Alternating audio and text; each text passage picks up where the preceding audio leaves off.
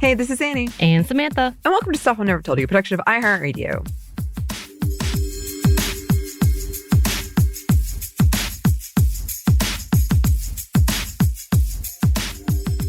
And today, we are going to be talking about something we teased in our recent episode on women and jury duty, which is Samantha and I's experiences in court. And primarily my experience recently serving jury duty, which we didn't get to go into, which was why I was gone for 5 days.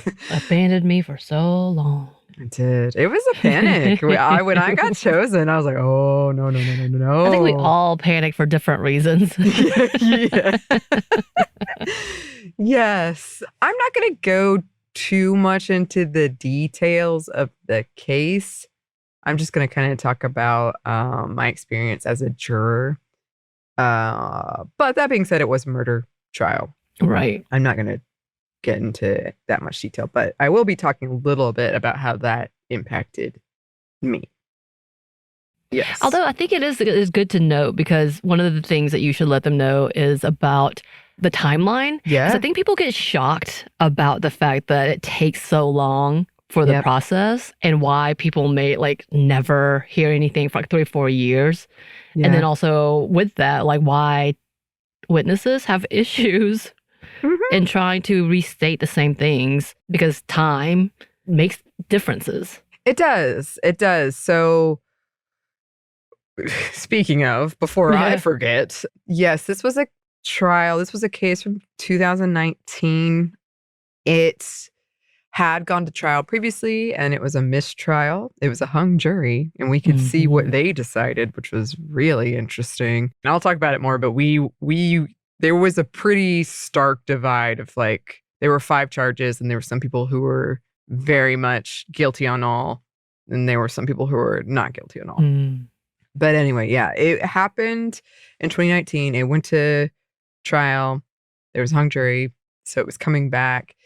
But the state brought that up of I'm sorry it took so long, because, the families are in there. And there was a lot of emotion running pretty high. And it was pretty shocking that it was from 2019, and here we are deciding it now. But also, yeah, going to your point, because you have experience testifying, there were witnesses, some of whom I believe testified at the previous time, who were called into question because they couldn't remember the exact specifics of the case, or whatever they had to do with the involvement. And sometimes it would be like, do you need to look at your report? One of the lawyers would say, and it just, because that does, the jurors are meant to judge how credible a witness is. Right. But yeah, I mean, of course, I wouldn't know if I didn't have my report in front of me. And it's scary. I got scared in the process of being interviewed as a juror. And I flubbed an answer. I flubbed questions. So I can only imagine if you're getting called in and you're getting these questions from 2 lawyers who are trying to use you in one way or another to prove either side, or whatever angle they're going through. Right. Well, and also just as you were telling me earlier, he was also released at that point under house arrest, right? I think so, yes. Okay. So he must have been able to make bail, which is unusual for those types of charges. So I'm kind of interested in how he was able to plead that. Every now and again, circumstantially, you can. House arrest is different from different people. So this is, the things I know. I've never been on a jury. I've been called in a couple of times. One time I was able to get out because my home address was still my parents' address, because I was too transient where I would move around too much, and I felt like that would be better. And then I had to go to there and be like, I don't actually live here. That's one way, yeah. Yeah, and they were like, you need to change your address. I was like, fair enough. My bad. And then another time, I just called in and they didn't need me. And I've always, like you and I talked about last time, I was like, I doubt I'll ever be on a jury just because I worked with the state.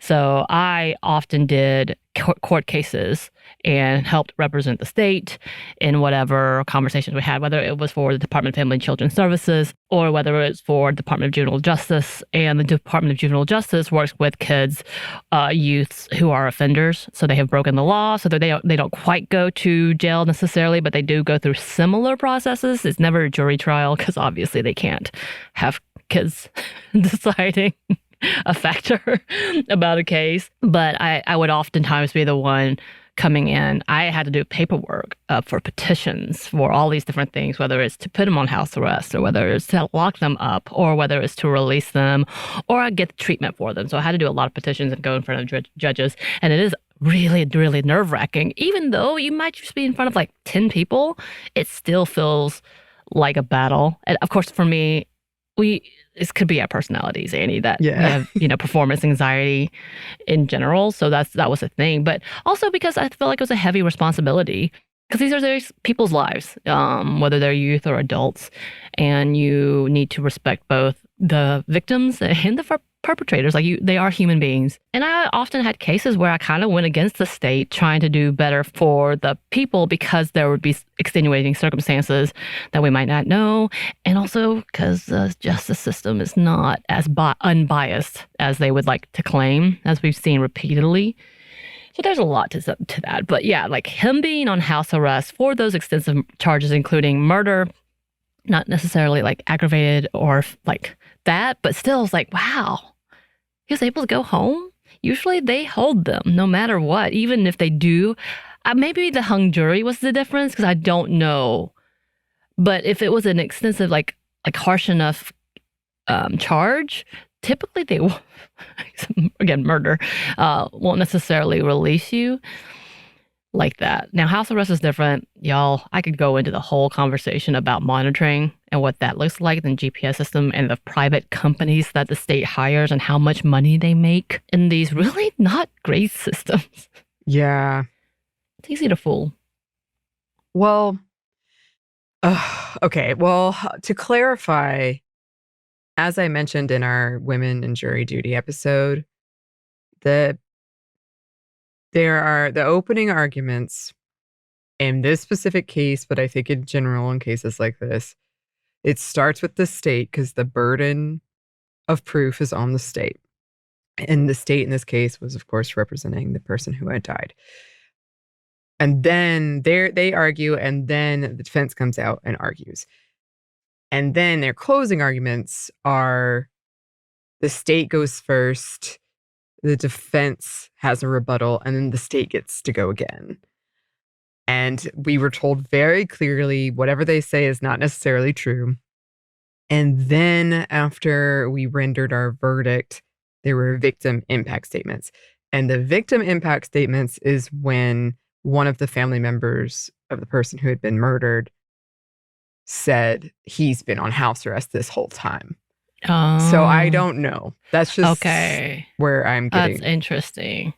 Yeah. So but I don't know if it's true. I just know what she said. Right. Then to be fair, it may have absolutely everything to be with due to the fact that they are overpopulated, and so certain people will be released based on that due to like the level of violence within being arrested or being threatened within a secured place. So you never know if it was a judge's choice. I mean, they still have to approve it, but like he could have been released on a monitor house arrest based on the fact that the jail was overpopulated at the time and he was less risk than any of the others detained.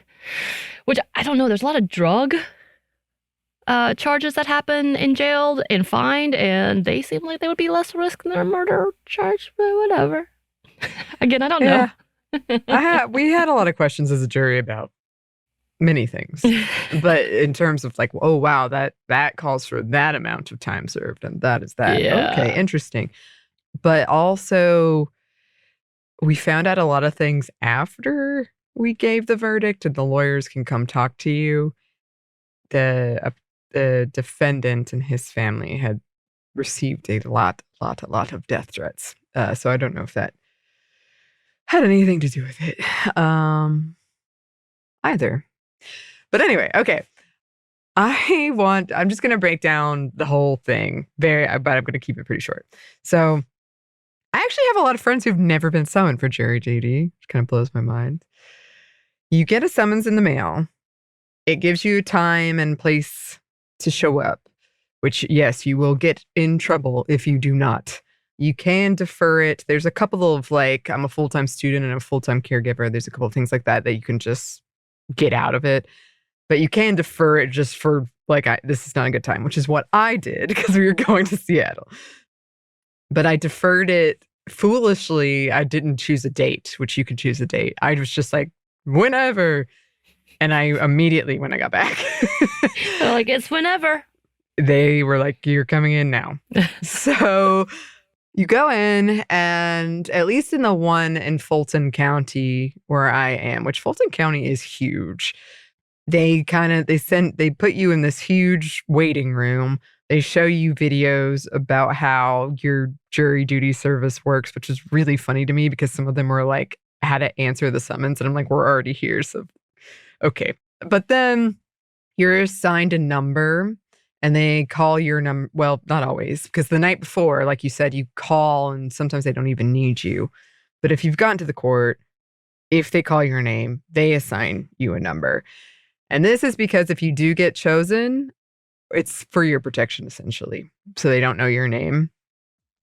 And I'm very glad I wrote down my number because I was extremely confident I would not get chosen. So,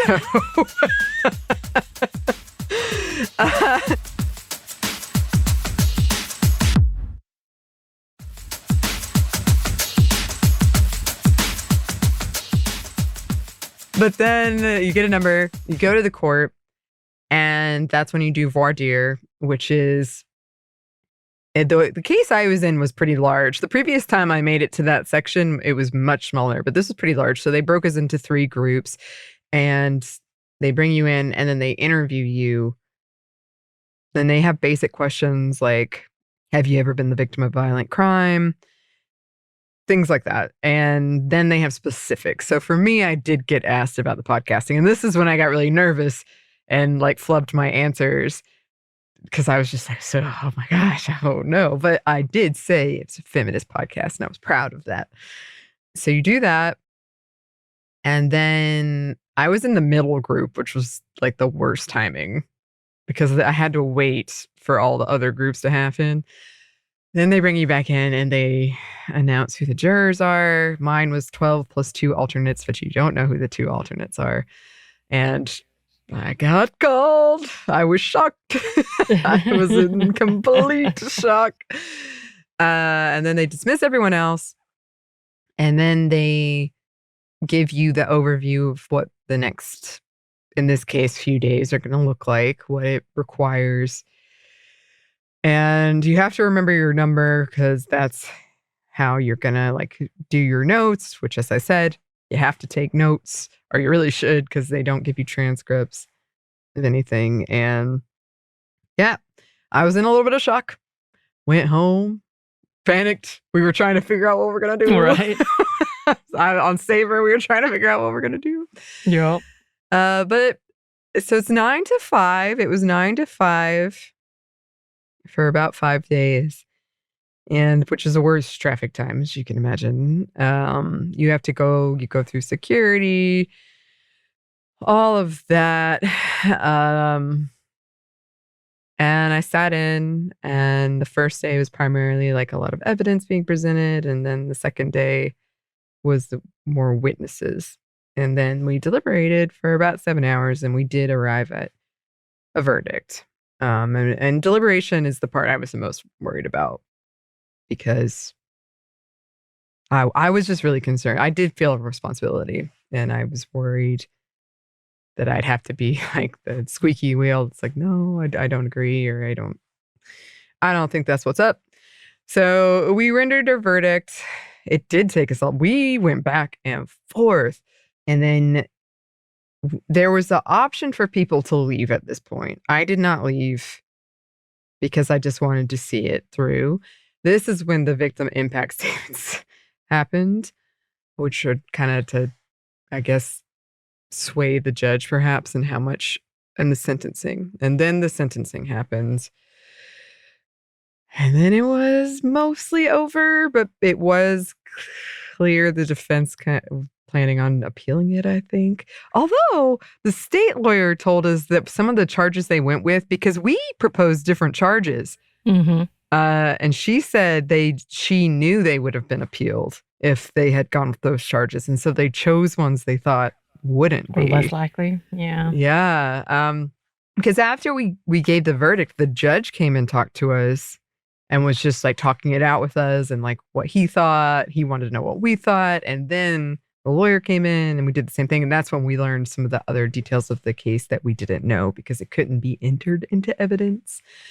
Also, during this whole time, you can't talk about it, which you know you want to desperately because you're like, especially something like this where it was very, I had like a lot of upset happening.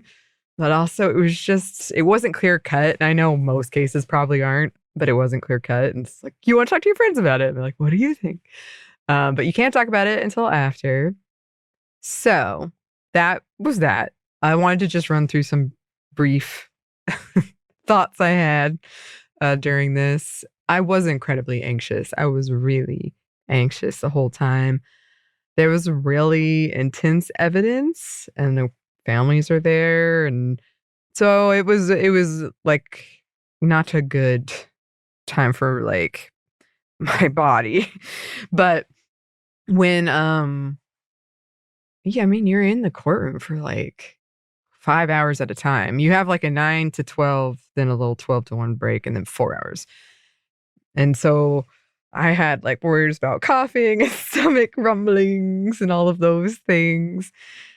But oh gosh, yeah. And I would say there was somebody in my interview group who said he had been a victim of a gun crime and was like, sometimes I dissociate, I have these moments, all of this. And he got chosen. Huh. And I ended up like talking to him a lot because I also felt I felt silly because I felt like no one else was being affected like I was. And I was like, am I just a big baby? But we had some good talks. Did you? Yeah, about it. And this was a big part of the centerpiece of this was questions around self-defense and gun violence in general. And I have to say, after the first day, I was just like, no one should have guns. That was like my takeaway. But they asked a lot of questions about gun ownership and your views on guns. And I have to tell you, so many men took this time during the interview process to tell us about how many guns they had and how great it was and all of this. And I was just like, wow. Yup. Okay. There was a lot of like really played out stereotypes that happened. The table, like our juror table split. Like women were on one side and men were on the other. And we just did that naturally. Like it wasn't. And the men, I am not kidding. We're talking about football and grilling and guns. And the women were trying to work and like take care of childcare stuff. And like, it was just a really stark difference. I spoke about some comments I overheard from men about judging the witnesses or experts that were brought in and their appearances. So that was very much there. They did try to argue at one point, like, men will be men, and that's why he did it. And all of the women were like, no, not a defense, not a defense. That's not how this works. No. And I was worried about voicing my opinion and all of that. But I will tell you, in this case, I saw the benefits very clearly of having women and women of all different backgrounds because they were the ones that were really voicing what they thought and were very passionate, and they were on opposite sides. And I thought that was really good actually because it helped me kind of work through this. But they were really caring about what this would do, and I was happy to see it. It did get heated. There was some yelling, but I was glad. Oh my gosh. People were mad. The main piece of evidence was a surveillance video. We had like 11 angles of the surveillance video, but we were watching it frame by frame, and people were like arguing about what's happening here and what is happening here. It just happened so fast. It was a very quick thing. Another thing that happened, you get the jurors choose a foreman, and that's somebody who kind of just keeps track of what people are thinking, and they are the person that reads the like, we the jury find whatever. And he was really good. At first I didn't think I'd like him. If you're listening, sorry. But at first I didn't think I'd like him, but he was really good at like checking in on, are you feeling overwhelmed? There was somebody else in the jury who had like an auditory overwhelm kind of thing that would happen. And if we were all yelling, like we would take a break. And so he was really good at checking in on all of that stuff. I would also say it was almost all women on either side of the families that showed up for the case. It was almost all women, and they were the ones giving the personal impact statements at the end. Something else that I'm still grappling with is that I didn't answer yes to the have you been the victim of a violent crime, and I should have.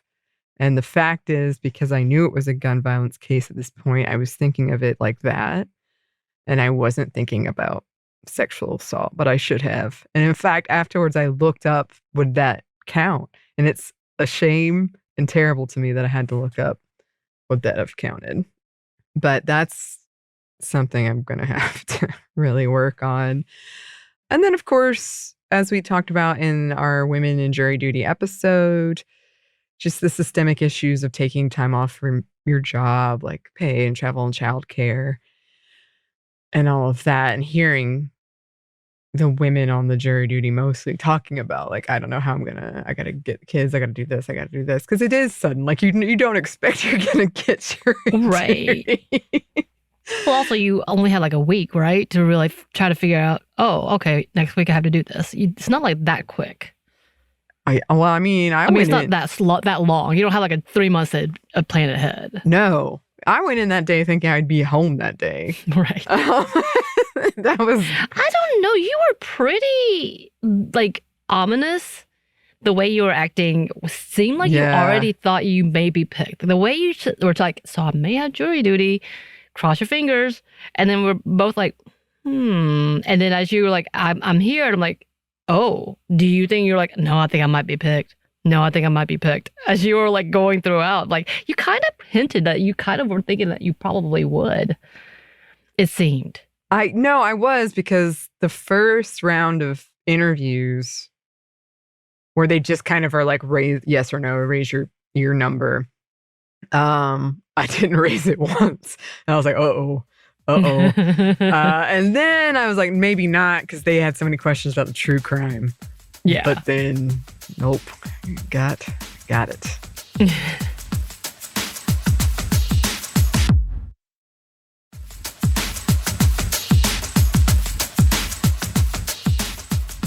But, overall, I did have...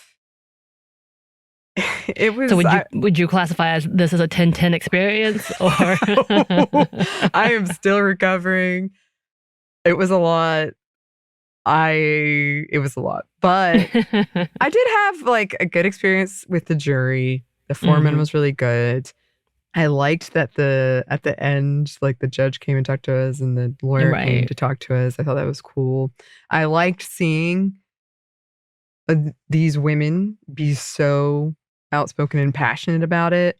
I don't know if that's normally the case on juries. I just know that in my experience, this was.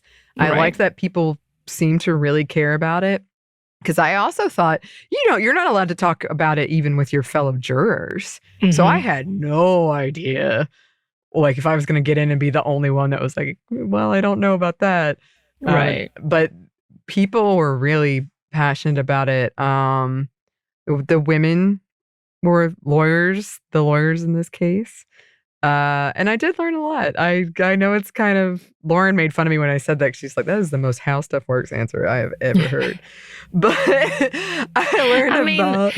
When we found out you were chosen to be on jury, we were like, well, that's an episode. So I was sitting there like, that's the way we think. It is. But I learned about like medical examiners and forensic and cell phone data, which, by the way, he was so excited. Someone was asking him about cell phone data. I learned about all kinds of things, and yes, it was inconvenient and traumatic, but I am glad that we took it seriously, and we did come to an agreement. And at the beginning, it didn't seem like we would, because people were so all over the place, and you have to read. They give you the laws to read of what applies to these charges, and you're trying to sit there and make sense of these like legalese terms. Right. They're trying to teach you law, like you're a lawyer within that. Because like that's part of the problem in any kind of jury case. And I know y'all remember from high school when we all had our, jury type of thing where we all had to pretend like we were whatever, whatnot. And for me, I was one of the lawyers, and it was about like Brutus and the murder of Caesar and all of that. But like, I remember my whole defense with the case was that, yes, we are not denying that he murdered this person. But what we're saying is he did it for the good of the country, and it wasn't malicious murder, but it was in defense. So like, this is not all these things. And none of the kids understood it. And they would not hear. The kid's like, no, you admitted it. He killed somebody. Like, but that's not the point. The point is, what type is this? Is this justified? Is this in self-defense? Is this a justified murder? Blah, blah, blah. What do we need to look like? Like all these things. And my teacher was actually really, really impressed, because she was like, that actually could have worked in in the lawyer, because you're thinking analytically instead of just like black and white.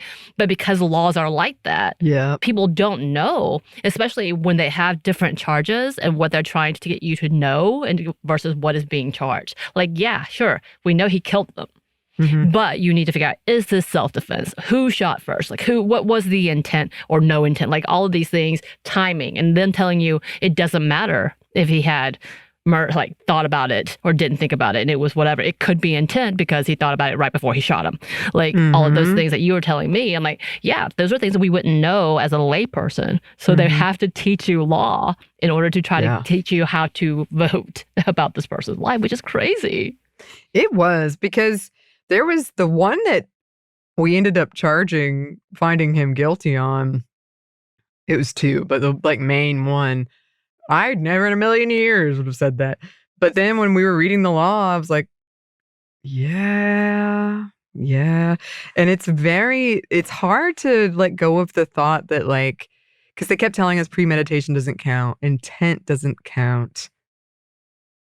Oh no, intent counts, but it didn't count for 1 second. Second. 1 second. So it's not the premeditation, I guess, is the thing, because you always think they were thinking about it. But right.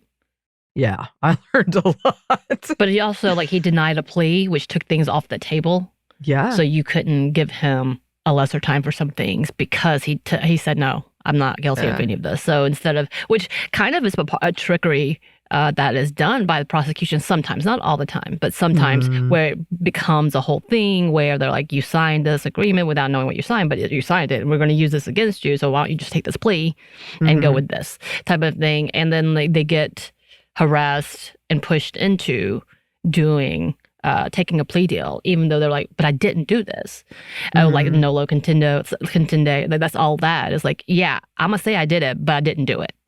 But I'd rather not go through the process and possibly get prosecuted for the worst thing. Yeah. So another thing that happens is if you have questions while you're deliberating, they bring you out. You submit them via paper to the judge. They bring you out to everybody's waiting out there. You sit back in your jury box and they answer the questions there. So they knew we were thinking about, like, can we give a lesser charge? Can we do this? Can we do this? So everyone knew, like, what we were thinking. Mm-hmm. And it was apparently turned down. And as I mentioned in the women in jury duty, we got polled, which is just when one of the lawyers, in this case, it was the defense, goes to every juror and asks, like, did you arrive at this? You stand by it, like all of that stuff, to see if a juror felt pressured and actually Mm-hmm. didn't agree. And we had somebody who was like, nobody better pull some kind of surprise in there. I didn't even know that was a thing. But afterwards, He threatened you? He could get in trouble for that. I think they were joking, but I'm glad Okay. I'm glad she said I'm something, because I didn't No. know. Well, I think we would have kept talking. That was okay. her. Oh, Yeah. okay. But anyway, I didn't know there's a thing in Georgia called the enlightened conscience of the jury, which is almost kind of the opposite of what you were talking about, which is when a jury is like, none of these charges fit, but they should do time.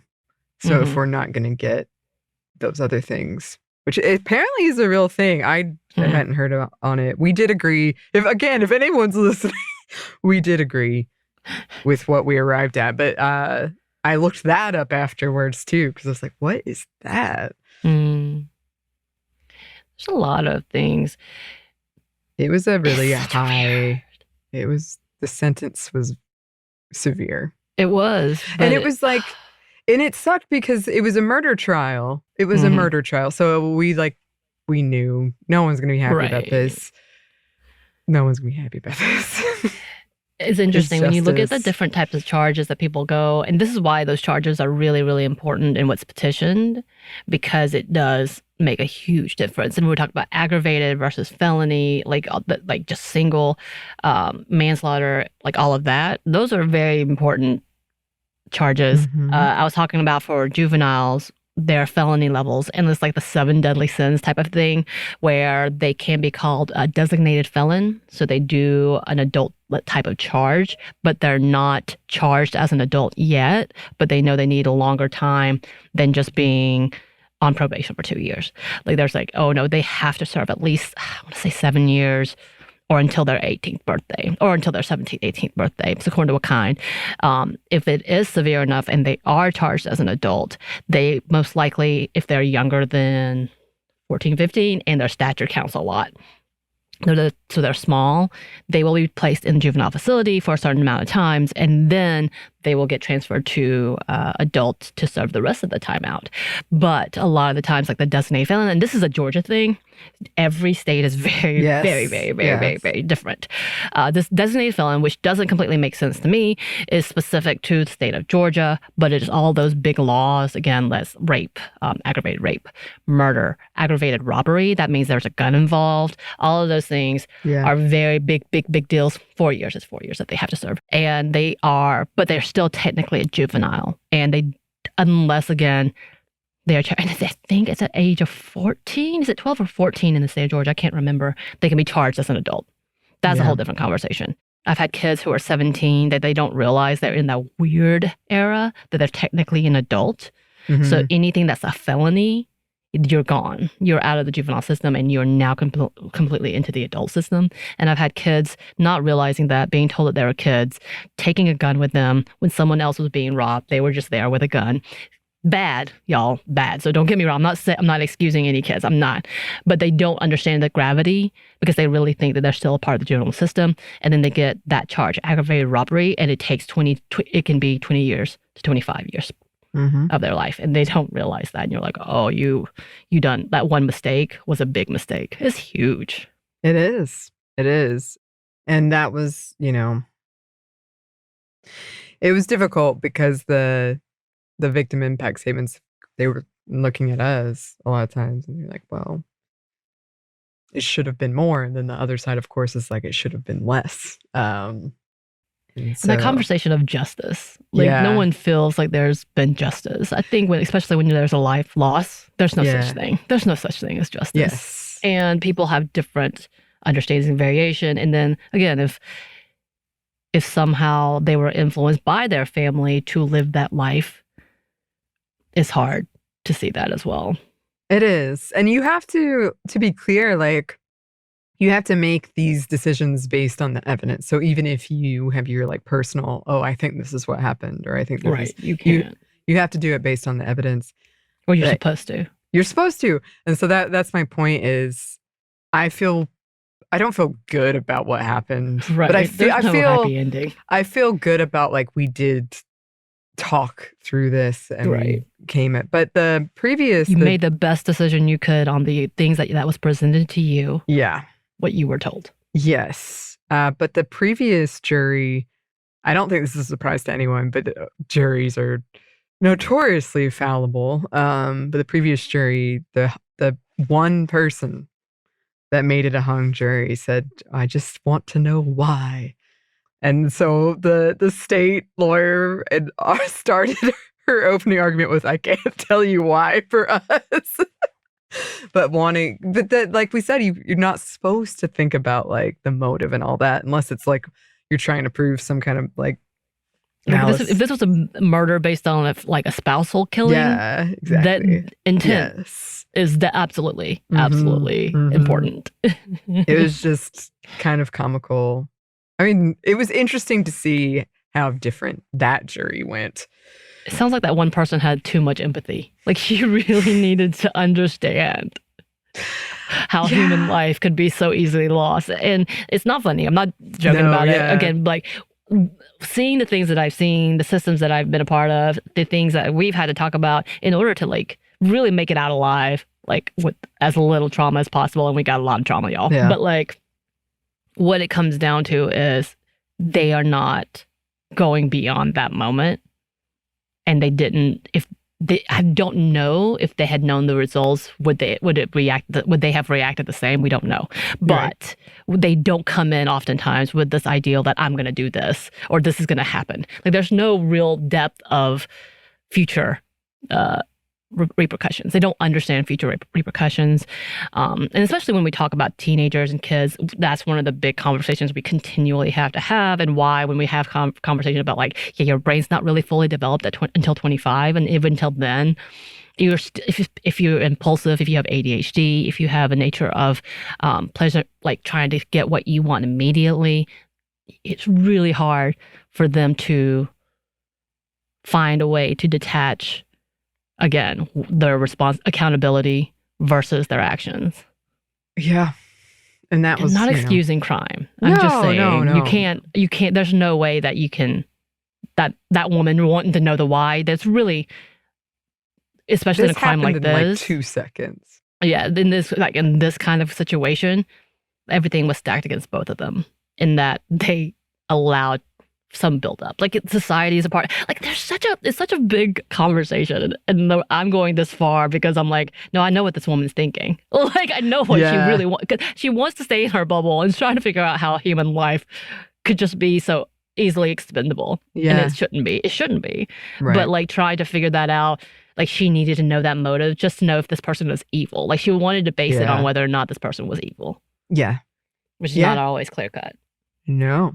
Not at all. Not at all. And I will admit, like, when we were doing our women in jury duty and we had all those quotes about, like, why they were trying to keep women off juries, one of them was they're too empathetic. And I was really empathetic. I was like, oh, no. But it was it sucked for everybody. Right. Yeah. Yeah. Also... Closing. Sorry, this is so long. A lot to say on this Monday Mini. Famous. One day, maybe I'll come talk about it. Kind of famous people involved. Right.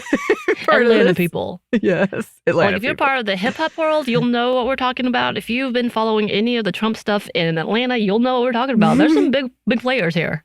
Yeah. I was like, oh my, oh my, oh my. Okay. Well, if you get jury duty, I feel for you, but I do think like there's value in having people who are empathetic and care and having a diverse jury. So I will say that was my experience. I'm still kind of recovering from it, but that was it. Good job. Thank you again. Way to serve your peoples, Anney. Thank you again to you and Christina and Caroline for making it work. But yes, listeners, if you have any questions about jury duty, or if you have any experiences with jury duty or being in court or anything like that, testifying, please let us know. You can write to us at stephanieandmomstuff@iheartmedia.com. You can find us on Twitter at momstuffpodcast, or on Instagram and TikTok at Stuff One Never Told You. We have a TeePublic store, and we have a book you can get wherever you get your books. Thanks as always to our super producer Christina, our executive producer Maya, and our contributor Joey. Thank you. And thanks to you for listening. Stuff One Never Told You is a production by iHeartRadio. For more podcasts from iHeartRadio, you can check out the iHeartRadio app, Apple Podcasts, wherever you listen to your favorite shows.